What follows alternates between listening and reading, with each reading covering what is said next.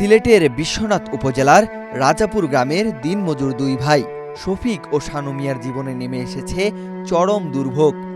যে ঘরে একসময় স্বপ্নের বুনন চলত, আজ সেই ঘর বসবাসের অনুপযোগী। ঝড়ে উড়ে গেছে ঘরের চালা, যেটুকু আছে তাও জাঝরা শিলায়। মেঝেতে সৃষ্টি হয়েছে বড় বড় গর্তের। স্ত্রী সন্তান নিয়ে এখন প্রতিবেশীর ঘরে আশ্রিত এই দুই সহোদর। সরজমিন রাজাপুর গ্রামে গিয়ে দেখা যায় এক বিভীষিকাময় চিত্র। দিনমজুর শফিক ও শানু মিয়ার বসতঘরের চালের অর্ধেকের বেশি অংশ নেই। শিলাবৃষ্টিতে বাকি অংশটুকুও এখন চালনির মতো জাঝরা। ঘরের সামনের মাটির বেড়াটি হেলে পড়েছে, যে কোনো সময় ধসে পড়ার অপেক্ষায়। বৃষ্টির পানি ঢুকে ঘরের ভেতর এমন পরিস্থিতির সৃষ্টি হয়েছে যে মেঝেতে তৈরি হয়েছে বড় বড় গর্ত। করোনা বা যে কোনো ভাইরাসের এগেইনস্টে ফাইট মানি ব্যাকট্রলের লেফট রাইট। নুন আনতে পান্তা ফুরানো এই পরিবারগুলোর পক্ষে এখন ঘর মেরামত করা তো দূরের কথা, দুবেলা খাবার জোগাড় করায় দায় হয়ে পড়েছে। শফিক মিয়ার স্ত্রী ছায়ারুন বলেন, ঝড়ে ঘর ছাড়া, ঘুরে দাঁড়ানোর কোনো সুযোগ নেই। এই অবস্থায় সরকার ও হৃদয়বান মানুষের মানবিক সহায়তা দাবি করেন তিনি। আমরা দুইজন ফ্যামিলি কারণ মাঝে বড় হচ্ছে আমার হয়েছে মাসে তাহার গিয়া মেঘে বন্যা করতে দিছিল মেঘ দো তুফান আমরা গর দো নিচে গিয়ে উড়াইয়া মানে বড় হচ্ছে আর মাঝে আমরা তাহার মাসে গড়ে গিয়ে তাহার মানে আপনার একটু কষ্ট করলে একটু বা লইল না। দিন মজুরির আয়ে কোনোরকম সংসার চালানো এই পরিবারগুলোর পক্ষে ঘর মেরামত করা একেবারেই অসম্ভব। নুন আনতে পান্তা ফুরায়, এই বাস্তবতায় প্রতিদিনের খাবার জোগাড় করতেই হিমশিম খেতে হয়। সেখানে ঘর মেরামত তাদের জন্য দুঃস্বপ্নের মতো বলে জানান প্রতিবেশী সিরাজ মিয়া।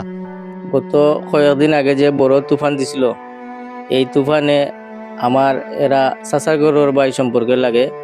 চাচাগড়ের বাড়িতে তারার এই ঘরটা গত কয়েকদিন আগে তুফানে উড়াইয়া সবকিছু লইয়া গেছে গিয়া।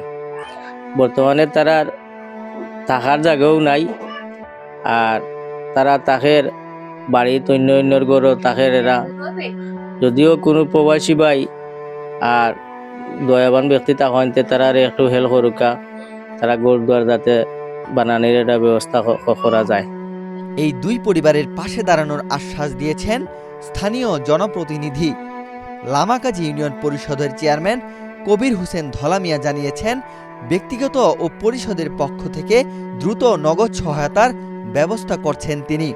এই প্রাকৃতিক দুর্যোগ বিগত কয়েকদিন প্রচন্ড শিলাবৃষ্টি হয়েছে, এতে করিয়া তারা গড় থাকার অনুপযোগিতা যেটা বাস্তব দেখছেন, এটার লাগি আমি অতটুকু আশ্বস্ত করতাম। সেই আর আমি প্রত্যেক মেম্বার কইছি যে যার যেভাবে ক্ষতি হয়েছে আমার ক্ষতির লিস্ট দাও, আমরা একটা লিস্ট করি। আর এখন এরা আমার লোকে কোনো যোগাযোগ করছে না।